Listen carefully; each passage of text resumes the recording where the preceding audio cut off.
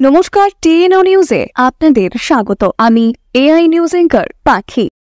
ইতিমধ্যে ত্রিস্তর পঞ্চায়েতের নির্বাচনকে কেন্দ্র করে ত্রিপুরার জেলায় জেলায় বিভিন্ন কার্যক্রম শুরু হয়ে গেছে। এই পঞ্চায়েতকে কেন্দ্র করে পশ্চিম ত্রিপুরা পরিষদের প্রার্থীদের মনোনয়নপত্র দাখিলকে কেন্দ্র করে গতকাল রবীন্দ্র ভবন প্রাঙ্গণ থেকে মুখ্যমন্ত্রী মহোদয়ের র্যালি শুরু হয়। শহরের বিভিন্ন প্রান্তে মিছিল ও রোড শো অব্যাহত থাকে।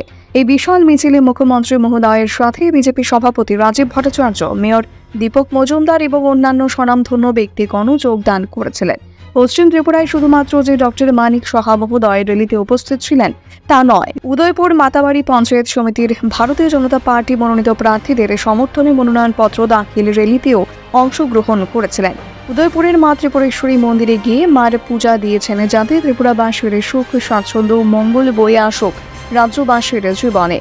সূর্যের এই প্রচন্ড তাপ দেহ মুখ্যমন্ত্রী মহোদয়কে বাধা দিতে পারেনি এই কার্যক্রম করতে। বিশাল জনগোষ্ঠীর এই উৎসাহ ব্যাপক উচ্ছ্বাসী মুখ্যমন্ত্রী মহোদয়কে জনগণের পাশে থাকতেও জনগণের হয়ে কাজ করতে প্রাণ শক্তি জাগিয়ে তোলে। এখনকার মতো সংবাদ এ পর্যন্তই। পরবর্তী নিউজ ও আপডেটস দেখার জন্য অবশ্যই চোখ রাখুন টিএনও নিউজের পর্দায়।